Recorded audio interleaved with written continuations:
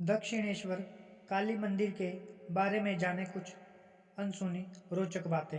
जाने मंदिर के बनने के पीछे की कहानी। दक्षिणेश्वर काली मंदिर की स्थापना एक महिला ने की थी। कौन थी वो और कैसे करवाया इस मंदिर का निर्माण, जाने इसकी रोचक कहानी। स्वामी विवेकानंद और उनके गुरु रामकृष्ण परमहंस की पहली मुलाकात और फिर भगवान के दर्शन तक के सारे किस्से दक्षिणेश्वर काली मंदिर से जुड़े हुए हैं। मंदिर को एक नया संदेश देने वाले स्वामी विवेकानंद का आध्यात्म का सफर यहीं से शुरू हुआ था। स्वामी विवेकानंद के गुरु रामकृष्ण परमहंस इसी मंदिर में पुजारी थे। इस मंदिर का इतिहास बहुत पुराना है और आज हम आपको इसकी स्थापना से जुड़ी बातें बताने वाले हैं। आपको बता दें कि 1847 में अंग्रेजों के शासनकाल में इस मंदिर का निर्माण किया गया था। मंदिर की स्थापना से जुड़ा किस्सा बहुत ही रोमांचक है। दरअसल इस मंदिर को एक रानी ने बनवाया था जिनका नाम रानी रासमणी था। वैसे तो रासमणी गरीब परिवार में थी, लेकिन उनकी शादी कोलकाता के जान बाजार के राजा राजचंद्र से हुई थी। रासमणी बचपन से ही धार्मिक प्रवृत्ति की थी और उनका पूजा पाठ में बहुत मन लगता था। जब राजा की मौत हो गई तो रानी ने तीर्थ यात्रा की योजना बनाई और बनारस जाने का सोचा। उन दिनों बनारस और कोलकाता के बीच रेल लाइन की सुविधा नहीं थी। कोलकाता से बनारस लोग नाव से जाया करते थे। रानी रासमणी ने भी गंगा नदी से जाने का रास्ता अपनाया और फिर उनका काफिला बनारस जाने के लिए तैयार हुआ।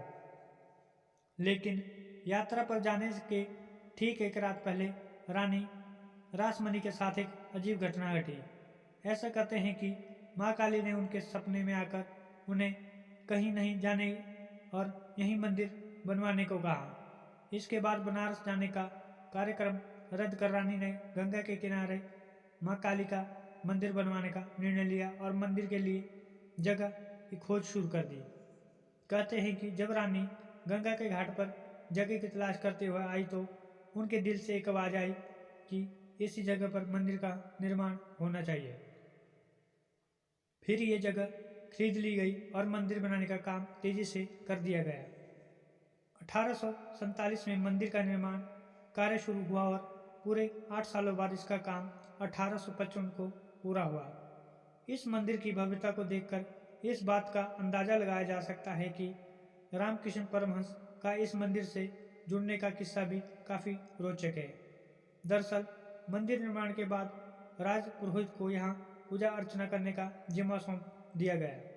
रामकृष्ण परमहंस के बड़े भाई रानी रासमणी के यहाँ राज पुरोहित थे और वे अपने भाई परमहंस को यहाँ अपने साथ लेकर आए थे।